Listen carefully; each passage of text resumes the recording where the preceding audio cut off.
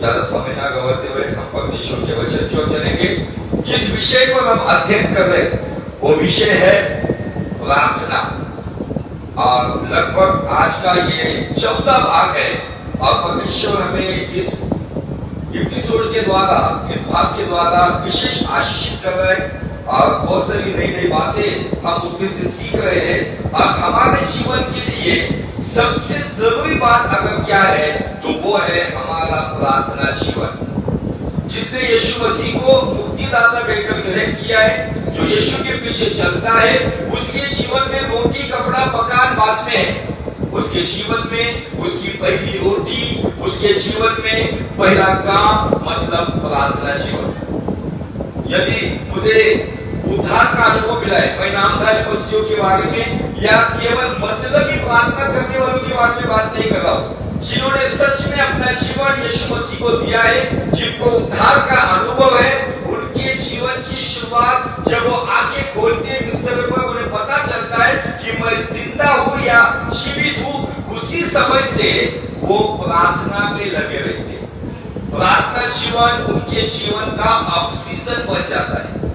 जिसके जीवन में यीशु मसीह है वो प्रार्थना किए बिना रह नहीं सकता है। कभी कभी कुछ परिस्थितियों से आपको जाना पड़ा होगा, मुझे भी जाना पड़ा है। जब हम प्रार्थना ठीक से कर नहीं पाए तो पूरे दिन बेचैनी बनी रहती है, डिस्टर्ब होता है कि आज मैं प्रार्थना कर नहीं पाया हूं या कर नहीं पाया। क्यों? क्योंकि यीशु मसीह जो हमारा परमेश्वर है उस पर हमें घमंड है। उसने केवल आज्ञा नहीं दी तो उसने भी प्रार्थना की और वो कहता है प्रार्थना में लगे रहो। आमीन। इस संसार में मुझे किसी के बारे में बात नहीं करना है, मुझे यीशु मसीह के ऊपर घमंड इसलिए कि उसने केवल आज्ञा दी नहीं तो पहले उसका पालन उसने किया है। आमीन। तो अब प्रार्थना जीवन पर उसी वचन की ओर चलेंगे। याकूब का 5वां अध्याय और वचन 15। और विश्वास की प्रार्थना के द्वारा रोगी बच जाएगा और प्रभु उसको उठाकर खड़ा करेगा। और यदि उसने पाप भी किए हो, यदि उसने किसी भी प्रकार के घिनौने पाप भी किए हो तो उनकी भी क्षमा हो जाएगी। हम प्रार्थना विषय में हम विश्वास की प्रार्थना पर अध्ययन करें और इस एक वचन में विश्वास की प्रार्थना के 1 नहीं 2 नहीं 3 नहीं तो 4 परिणाम हमको दिखते हैं। और ये विश्वास की प्रार्थना में परमेश्वर कहता है यदि वो रोगी है तो नंबर 1 वो बच जाएगा, नंबर 2 प्रभु उसको उठाएगा, नंबर 3 प्रभु उसको खड़ा करेगा, नंबर 4 प्रभु उसको क्षमा भी करेगा। विश्वास की प्रार्थना में यह सामर्थ है। अब सवाल यह उठता है कि मेरी केवल प्रार्थना है, मेरी केवल विनती है, मैं केवल मांग रहा हूं, या मैं केवल एक एज अ फॉर्मेलिटी की प्रार्थना कर रहा हूं, या मेरी विश्वास की प्रार्थना है। यदि वो विश्वास की प्रार्थना है तो याकूब 5:15 के अनुसार निश्चय वो शारीरिक बीमार हो या मानसिक बीमार हो, खुदावन उसको बचाएगा। यदि वो बिस्तर में लेटा हुआ हो, यदि वो गंदगी में पड़ा हो, परमेश्वर उसको उठाएगा। केवल उठाएगा नहीं तो उसको खड़ा भी करेगा। केवल खड़ा भी नहीं, उसने कितने भी पाप क्यों न किए हो, यीशु मसीह उसको क्षमा भी करेगा। हालेलुया। इस विश्वास की प्रार्थना में मैं फिर से आपको विश्वास में 5 बातें हैं वो फिर से समझो। विश्वास की शब्द का जब ऑपरेशन पवित्र आत्मा के द्वारा मुझे दिया गया तो विश्वास में 5 बातें हैं। नंबर 1 विश्वास में विश्व है, सारी कायनात है। यदि मेरे अंदर विश्वास है तो मेरे अंदर यह विश्वास होना चाहिए ये विश्व की कोई भी बातें मुझे रोक नहीं सकती, क्योंकि विश्व रचयिता ईश, जो विश्वास का दूसरा शब्द आता है ईश, मेरा उद्धार करता है। विश्वास में श्वास है, मतलब जिंदापन है। वो केवल मारा नहीं गया, गाड़ा नहीं गया तो जीवित हो गया। उस जिंदा परमेश्वर का मैं भक्त हूँ या उसका पुत्र या उसकी कन्या हूँ। विश्वास में आस है, मतलब आशा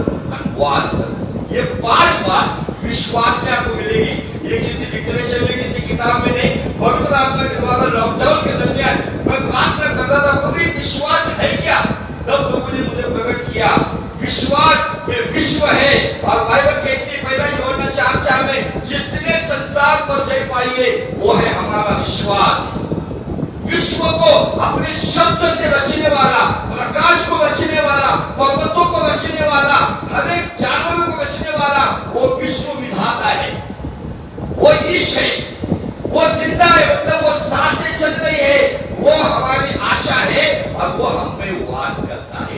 वो विश्वास की प्रार्थना यदि आज आप करोगे तो फिर वो शारीरिक रोगी हो या मानसिक रोगी हो, किसी भी प्रकार का रोगी हो, आपकी विश्वास की प्रार्थना का परिणाम नंबर 1, प्रभु उसको बचाएगा, प्रभु उसको उठाएगा, प्रभु उसको खड़ा करेगा और भले उसने कितने भी पाप क्यों न किए हो, प्रभु उसको क्षमा करेगा।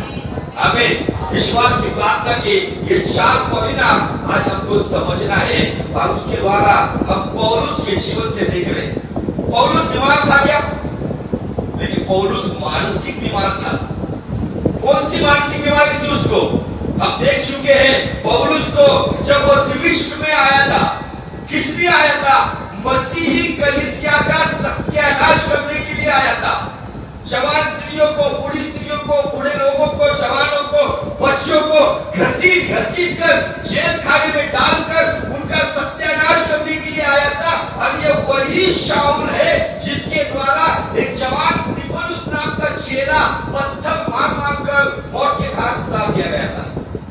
ये शाऊल शारीरिक नहीं, मानसिक बीमार था। लेकिन इस शाऊल के लिए कलीसिया की विश्वास की प्रार्थना थी, इसीलिए जब वो दमिश्क में आया तब वो घोड़े पर चढ़ने वाला, घमंड में रहने वाला घोड़े से गिर गया। आपकी विश्वास की प्रार्थना कितना भी घमंडी और कितना भी क्रूर क्यों ना हो, परमेश्वर उसे अपने घमंड से गिराएगा और अपनी महिमा के लिए खड़ा करेगा। Hallelujah, praise the Lord. लेकिन हमारी प्रार्थना उस तरीके से होनी चाहिए। हम देख चुके हैं हनन्याह को और शाऊल को एक ही वक्त दर्शन आता है और उस दर्शन में परमेश्वर हनन्याह को कहता है, शाऊल प्रार्थना में देख रहा है कि हनन्याह आके उस पर हाथ रख के प्रार्थना कर रहा है। अब बाइबल कहती है ये सब बातें सुनकर हनन्याह ने कहा, ये वही व्यक्ति है प्रभु जो तेरे लोगों को नुकसान पहुंचाने वाला है, तेरे लोगों का सत्यानाश करने वाला है। लेकिन प्रभु ने कहा, मैं उसे मेरा चुना हुआ पात्र बनाऊंगा।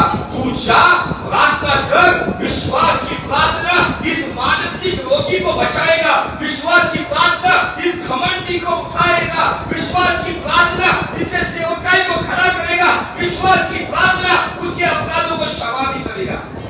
Hallelujah, praise the Lord. तब बाइबल कहती है हनन्याह ने इन बातों को सुनकर उसे प्रभु की योजना पर विश्वास हुआ और उसने अपने अंदर से शाऊल के लिए जो कड़वाहट थी, जो बिटरनेस था, जो अक्षमा था, उसको निकाल दिया। आज यहाँ पर बहुत सारे प्रार्थना करने वाले होंगे, लेकिन अगर सवाल है क्या आप कड़वाहट के साथ प्रार्थना करते हो, तो आपकी 2 घंटे की प्रार्थना प्रभु की नजरों में जीरो है। यदि आप क्षमा के साथ प्रार्थना करते हो, किसी को माफ नहीं किए हो या किसी की माफी नहीं मांगे हो, तो आपकी प्रार्थना व्यर्थ है। हनन्याह ने जब परमेश्वर की योजना को समझा तो वो हनन्याह तुरंत उठ गया और जाके कहता है, शाऊल भाई, परमेश्वर चाहता है तू केवल बचे नहीं, तू केवल देखे नहीं, तो हनन्याह कहता है तू पवित्र आत्मा में परिपूर्ण हो जाए। हालेलुया। आज हमें हनन्याह की विश्वास की प्रार्थना करनी है। उसमें एडिशनल बातें एक है, यदि किसके प्रति हमारे मन में अभी भी कुछ मन उठाव है, यदि किसके प्रति थोड़ी देर के बाद हमको खोज देने वाले हैं, उस प्याले को और उस रोटी के बारे में क्या कहा गया है कि प्रभु के स्मरण में करो, उस स्मरण में उसे याद करो, उसने अपने सताने वालों को सूली को क्षमा की थी। यदि मैं अभी भी किसी के प्रति मेरे मन में खुन्नस, द्वेष भावना, कड़वाहट, अक्षमा रख के यदि प्रभु भोज लेता हूं या देता हूं, तो ये प्रभु भोज भी मिलते हैं। Hallelujah, praise the Lord. परमेश्वर चाहता है कि हमारे भीतर से हनन्याह की जैसे आत्मा काम करे। हनन्याह का बाद में लिखी नहीं गई है, हनन्याह नाम का सेवक दिखता नहीं है, लेकिन शाऊल का पौलुस बनने के पीछे और एक महान सेवक बनने के पीछे यदि कोई व्यक्ति है तो वो है हनन्याह। हनन्याह की विश्वास की प्रार्थना एक मानसिक बीमार को आत्मिक क्षमताएं देता है। हनन्याह की विश्वास की प्रार्थना उसे खड़ा करके परमेश्वर की सेवकाई का एक बुलाहट देती है। यदि हनन्याह कहता था प्रभु क्यों करूं जाके मैं, ये वही व्यक्ति है ना जिसकी वजह से कलीसिया का जवान स्तिफनुस मारा गया है, तड़प तड़प के मर गया है, मैं नहीं करूंगा। वो आगे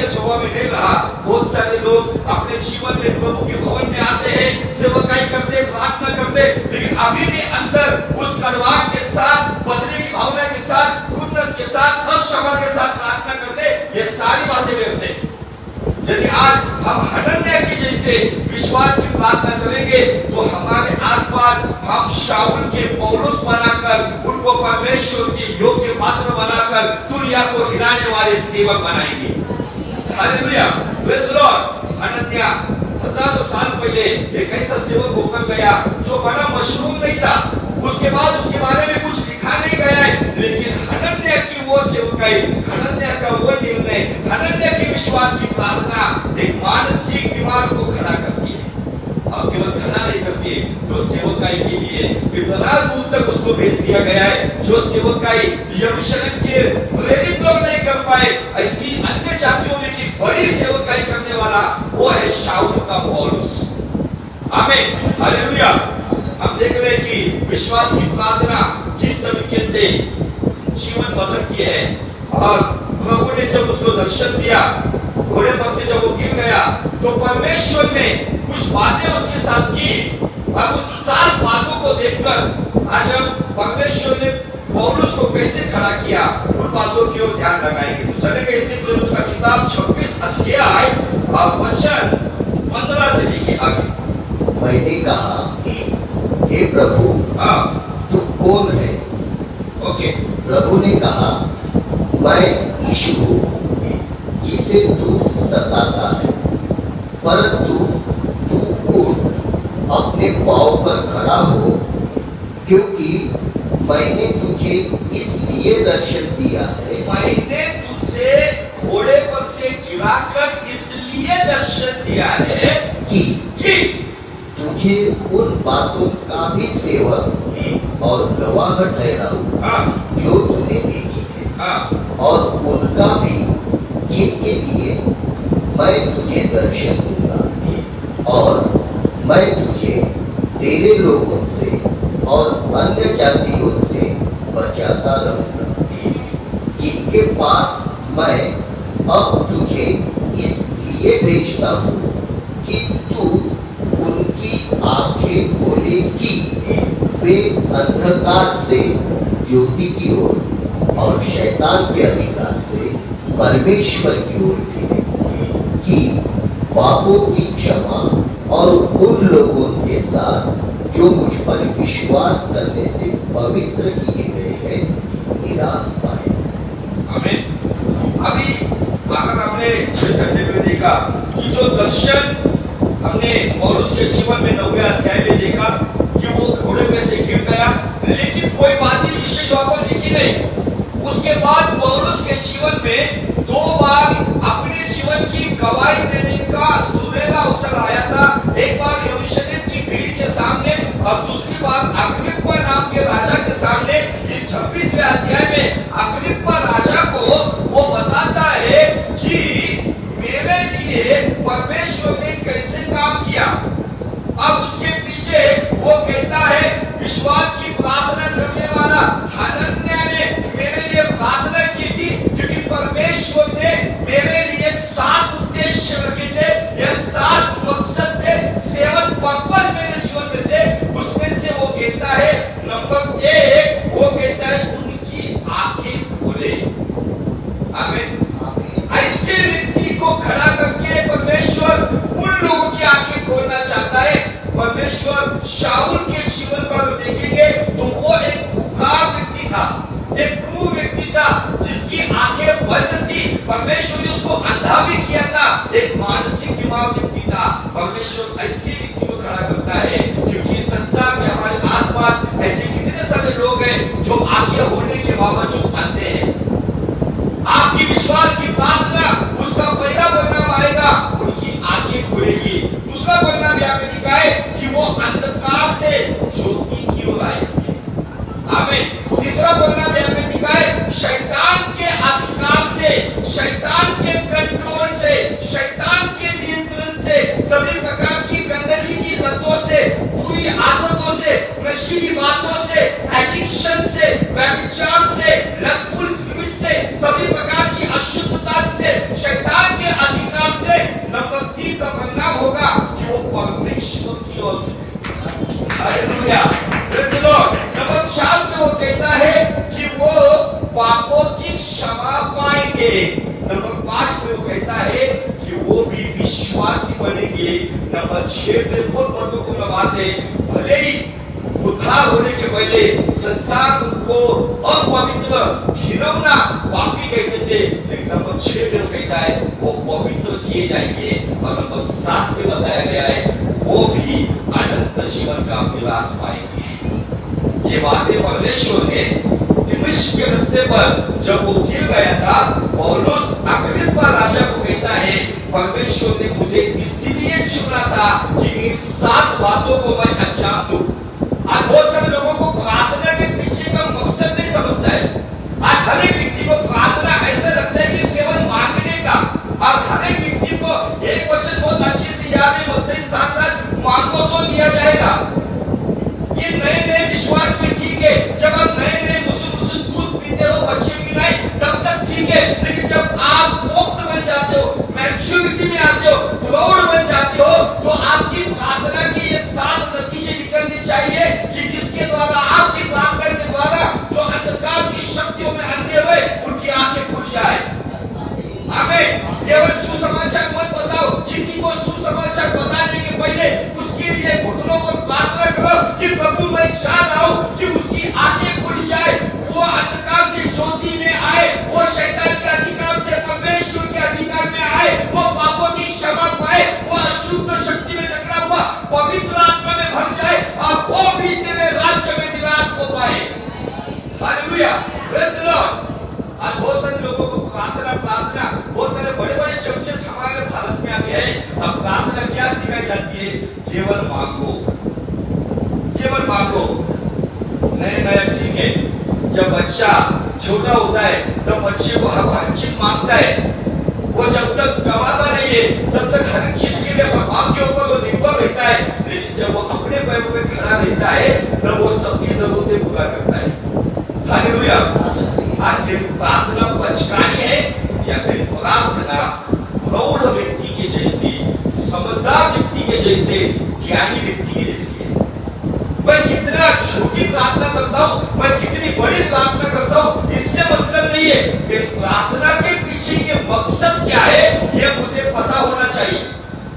मैं यदि किसी को गोली मार रहा हूँ, यदि पिस्तौल मेरे हाथ में, मैं केवल गोली मारने का नहीं, किसको मारना है ये भी पता होना चाहिए। उस व्यक्ति के खिलाफ हमारा युद्ध नहीं है, उस व्यक्ति के खिलाफ काम करने वाले दुष्ट के खिलाफ हमारा युद्ध है। उस व्यक्ति का प्रियकर जीवन जिससे हम नफरत करते हैं, निश्चित जिस तकलीफ से आप गुजरे हो, निश्चित उस व्यक्ति से आपको घृणा होगी, आपको नफरत होगी, लेकिन आज आपको जागरूक होना होगा। किसी न किसी प्रकार का शैतान उसको दारू पीने के लिए लेकर जाना है, किसी न किसी प्रकार का शैतान उसको गलत राह पे लेकर जाना है। आपका युद्ध रक्त मांस से मतलब मनुष्य से नहीं, तो उसको चलाने वाले अंधकारी शक्तियों से है। अब उस युद्ध के लिए अगर आपको तैयार होना है तो आपको प्रार्थना के पीछे का मकसद समझना होगा। आमीन, हालेलुया। अब जब ये सब मकसद वो बताता है, लेकिन हम फिर से थोड़ा सा पीछे जाएंगे। दमिश्क में जब हनन्याह ने उसके लिए प्रार्थना की, प्रार्थना के बाद वो पवित्र आत्मा से भर गया। उसके भी आगे पौलुस ने वहां पे बपतिस्मा भी ले लिया। बपतिस्मा लेकर वो खड़ा हो गया। वो वहां से आगे वो सुंदर बात हमें दिखाता है। ये क्यों बताता है? क्योंकि विश्वास की प्रार्थना में जो तीसरा पॉइंट है, तीसरा पॉइंट क्या है? कि प्रभु उसको खड़ा करेगा। किस लिए खड़ा करेगा? प्रभु अपनी महिमा के लिए खड़ा करेगा। प्रभु और लोगों की आंखें खोलने के लिए खड़ा करेगा।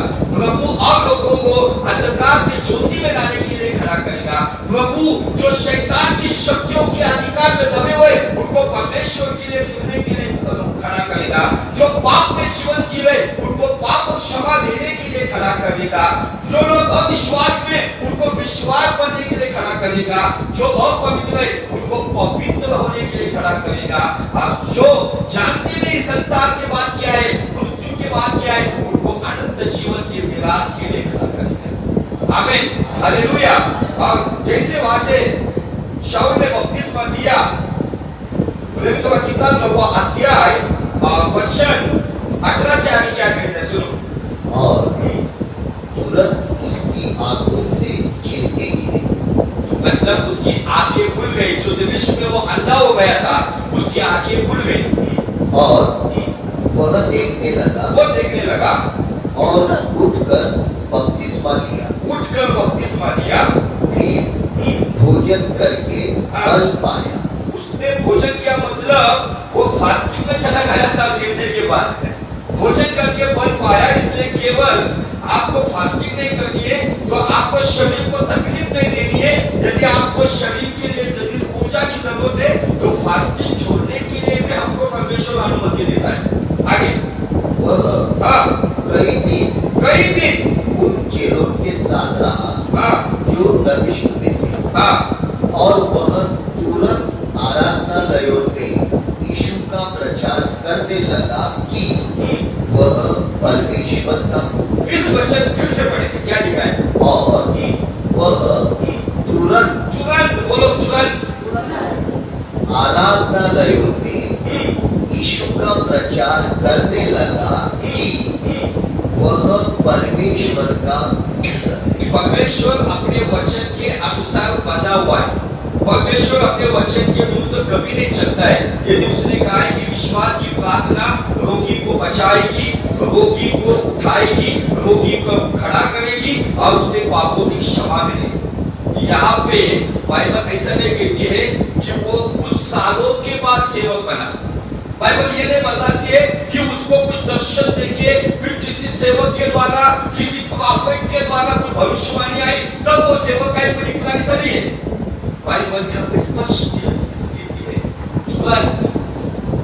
तुरंत बपतिस्मा होने के बाद जैसे वो चेला बन गया, जैसे उसने यीशु को अपना जीवन दे दिया, तुरंत वो आराधनालयों में जाकर प्रभु यीशु का प्रचार करने लगा और बड़ी विनम्रता के साथ कहने लगा, यीशु ही परमेश्वर का पुत्र है जिसके द्वारा आपको उद्धार मिल सकता है।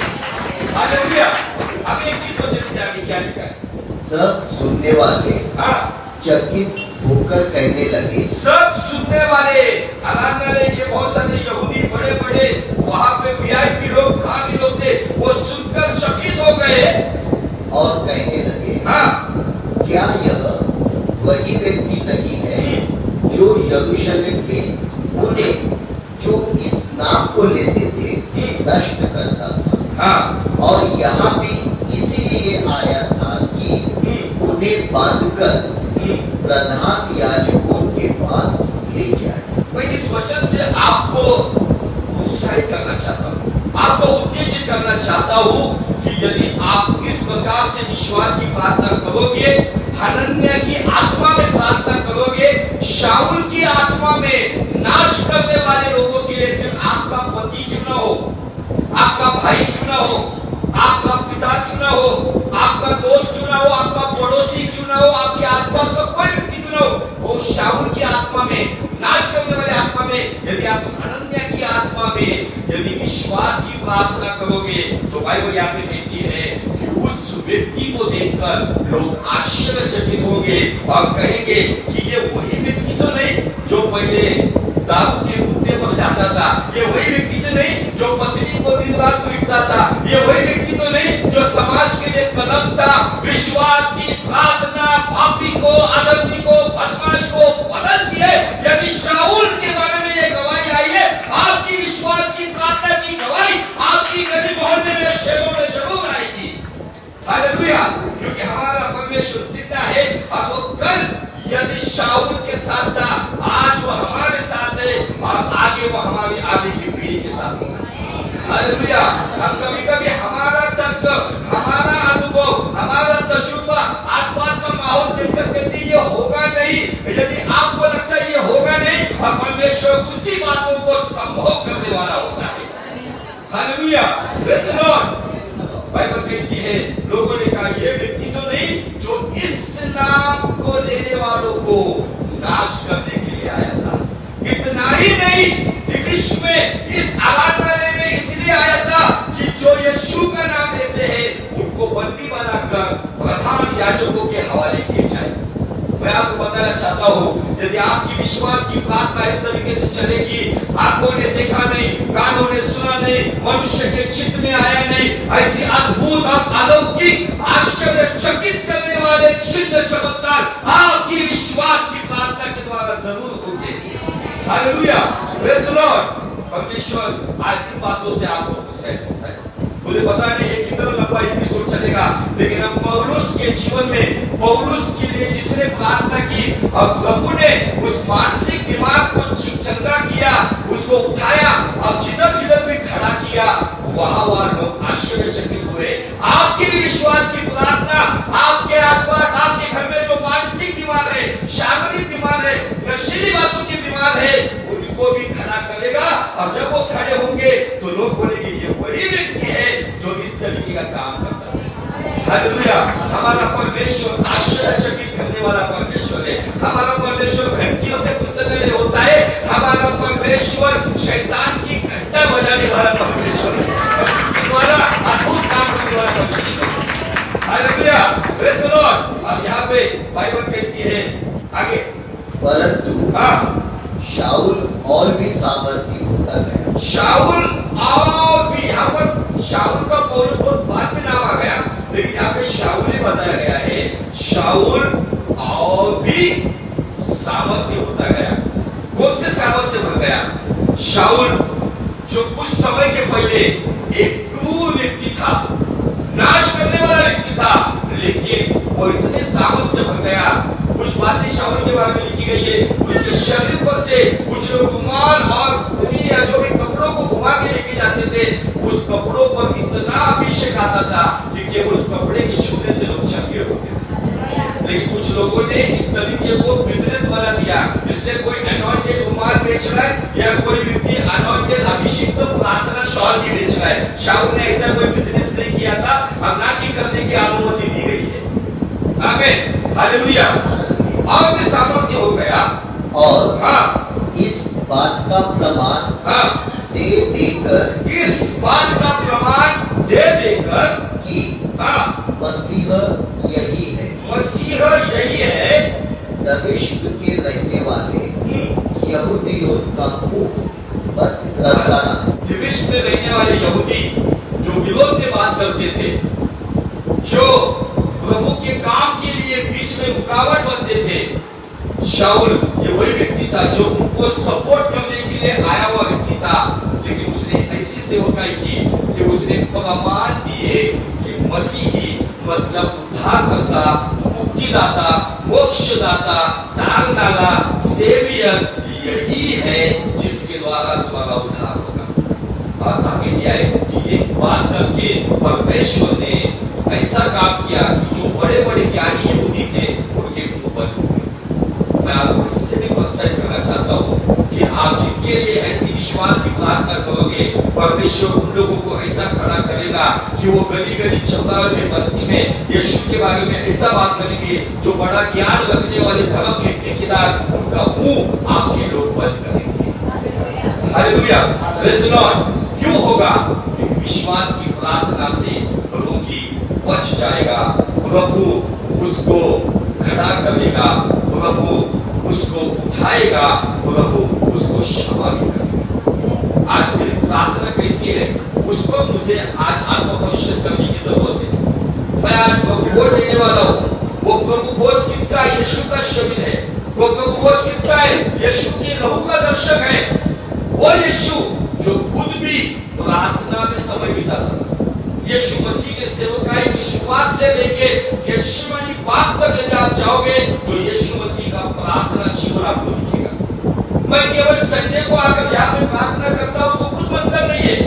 मेरा रोज का जो एक तमीज के साथ होने वाला, उस डिसिप्लिन के साथ रहने वाला क्या मेरा प्रार्थना जीवन है? हमारा प्रार्थना जीवन से, और प्रार्थना वही व्यक्ति कर सकता है जिसके अंदर परमेश्वर की आत्मा उसे विश्वास की प्रार्थना करने की अगुवाई करता है। हालेलुया। बहुत सारे लोगों को प्रार्थना करना मतलब इसके लिए ये मांग, उसके लिए वो मांग, ये नहीं। मैंने प्रार्थना का यमक आपको बताया था। प्रार्थना की शुरुआत होती है संवाद, जो सत्ती उमा सासे यु। प्रार्थना मतलब संवाद। प्रार्थना हमारे सभी बातों का उपाय है।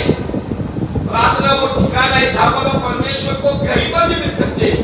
दुनिया के लोगों को अपने परमेश्वर के ठिकाने पर जाने के लिए एक बड़ी तैयारी करनी पड़ती है, कुछ कीमत चुकानी पड़ती है, चप्पल लगने को भी कीमत चुकानी पड़ती है। लेकिन आप आपके किचन में भी भी उपलब्ध होता है। हालेलुया। प्रार्थना मतलब जैसे हम लोग उस किरानाबाद वाले को जैसे चार बनकर बात करना, कभी भक्त बनकर उसके आगोश में जाना, कभी सब कुछ भूलकर उसमें समा जाना। प्रार्थना का आज बहुत सारे लोगों को कहीं ना कहीं गुमराह किया जा रहा है। मांगो मांगो, नहीं क्या मांगो? रोटी कपड़ा मकान के आगे गाड़ी नहीं जा रही है क्या? हमारी प्रार्थनाओं में हम उस इलाके के बदमाश लोगों का नाम लेकर दुआ कर रहे हैं क्या? प्रभु, यदि शाऊल नाम के खूनी को तूने इतना महान सेवक बनाया है, इस बदमाश को भी तू सेवक बनाकर तेरे राज्य के लिए इस्तेमाल कर। क्या ये प्रार्थना हो रही है? हम इस प्रार्थना से बहुत दूर हैं। यदि इस तरीके से करोगे तो मुझे आपको बताना है, हमारे परिवार में से कुछ लोग नशीली बातों से इस जीवन को त्याग दिए होंगे।